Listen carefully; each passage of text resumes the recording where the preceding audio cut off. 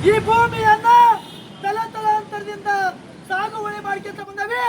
ಇಲ್ಲೇನು ವೈಶ್ಯವಾಟಿಕೆ ದಂಧೆ ಮಾಡ್ತಾ ಇಲ್ಲ, ಮತ್ತು ಇಸ್ಪೆಟ್ ಆಡ್ತಾ ಇಲ್ಲ, ಗಾಂಜಾ ಬೆಳೀತಾ ಇಲ್ಲ, ಮತ್ತು ಅಫೀಮು ಬೆಳೀತಾ ಇಲ್ಲ.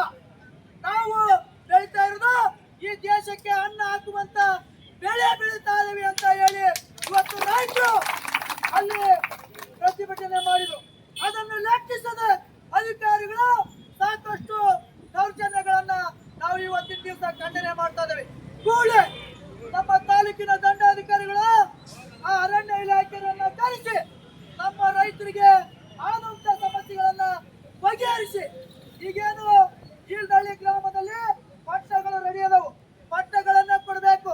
ಹನುಮಾಪುರ ಗ್ರಾಮ, ಐರಣಿ ಗ್ರಾಮ, ಕರ್ಚಿ ಗ್ರಾಮ, ಜೋಸಹಳ್ಳಿ, ಸುಣಕಾಯಿಬಿದ್ರಿ ವಿವಿಧ ಗ್ರಾಮಗಳಲ್ಲಿ ಸಾಗುವಳಿ ಮಾಡ್ತಕ್ಕಂಥ ರೈತರಿಗೆ ನಾವು ಅರಣ್ಯ ಇಲಾಖೆಯನ್ನ ಕರೆಸಿ ಏನು ಭೂಮಿ ಉಳುವವರಿಗೆ ಯಾವುದೇ ರೀತಿಯಾದಂತ ತೊಂದರೆಯನ್ನ ಕೊಡಬೇಡ್ರಿ, ಇಲ್ಲ ಅಂದ್ರೆ ಅವರು ದೊಡ್ಡ ಮಟ್ಟದ ಹೋರಾಟಗಳನ್ನ ಮಾಡ್ತಾರೆ. ನಾವು ಸರ್ಕಾರಕ್ಕೆ ಇದು ಒಂದು ಕಪ್ಪು ಚುಕ್ಕಿ. ಈಗಾಗಲೇ ಏನು ಅರಣ್ಯ ಇಲಾಖೆಯಲ್ಲಿ ಗುಂಡೇಟಿಗೆ ಬಲಿಯಾಗಿ ಅಲ್ಲಿ ಸಾಕಷ್ಟು ಅನಾಹುತಗಳಾಗಿದೆ.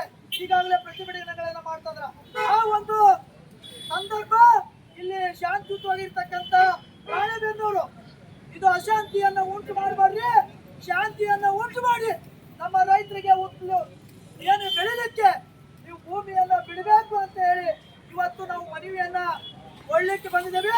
ದಯಮಾಡಿ ಅರಣ್ಯ ಇಲಾಖೆಯರು ಅರ್ಥ ಮಾಡಿಕೊಳ್ಬೇಕು.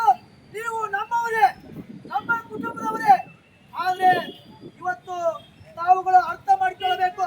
ನಮ್ಮ ಕುಟುಂಬದ ಮೇಲೆ ಇವತ್ತು ದೌರ್ಜನ್ಯವನ್ನ ಮಾಡ್ತಾರಂದ್ರೆ ಎಷ್ಟು ಮಟ್ಟಿಗೆ ಸರಿ? ದಯಮಾಡಿ ನೀವು ಎಷ್ಟು ಅಧಿಕಾರಿಗಳದ್ರಿ, ಅದು ರೈತರಿಂದ ಮಾತ್ರ. ರೈತರಿದ್ರೆ ಇವತ್ತು ನೀವೆಲ್ಲ ಅಧಿಕಾರಿಗಳದ್ರಿ ಅಂತಂದು ಎಚ್ಚೆತ್ಕೊಂಡು ರೈತರಿಗೆ ನ್ಯಾಯವನ್ನ ಕೊಡ್ತಕ್ಕಂಥ ವ್ಯವಸ್ಥೆಯನ್ನ ಮಾಡ್ಬೇಕು ಅಂತ ಹೇಳಿ ಇವತ್ತು ಈ ಮನವಿಯನ್ನ ಕೊಡ್ತಾ ಇದ್ದೀವಿ.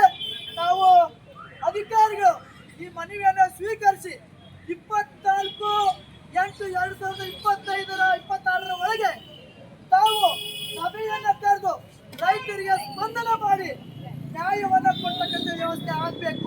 ಇಲ್ಲ ಆದ್ರೆ 26/8/2026 ನಾವು ಇದೇ ಸ್ಥಳದಲ್ಲಿ ಅಹೋರಾತ್ರಿ ಧರಣಿಯನ್ನ ಮಾಡಬೇಕಾಗ್ತದೆ ಅಂತಂದು ಈ ಮೂಲಕ ತಾಲೂಕಾ ದಂಡಾಧಿಕಾರಿಗಳಿಗೆ ನಾವು ಮನವಿಯನ್ನ ಕೊಡ್ತಾ ಇದ್ದೀವಿ. ಮನವಿಯನ್ನ ಸ್ವೀಕರಿಸಿ ನಮಗೆ ನ್ಯಾಯವನ್ನು ಒದಗಿಸಿಕೊಡ್ಬೇಕಂತ ನಮ್ಮೆಲ್ಲ ನೊಂದ ಪರ ರೈತರ ಪರವಾಗಿ ನಾವು ಮನವಿಯನ್ನ ಕೊಡ್ತಾ ಇದ್ದೀವಿ. ಮನವಿಯನ್ನ ಸ್ವೀಕರಿಸಿ ನಮ್ಮ ರೈತರಿಗೆ ಸಮಸ್ಯೆಗಳನ್ನ, ಇಲ್ಲಿ ಏನೇನು ಸಮಸ್ಯೆ ಇದಾವನ್ನ ಒಂದೆರಡು ಮಾತುಗಳನ್ನ ಹೇಳಿ ಅವರಿಗೆ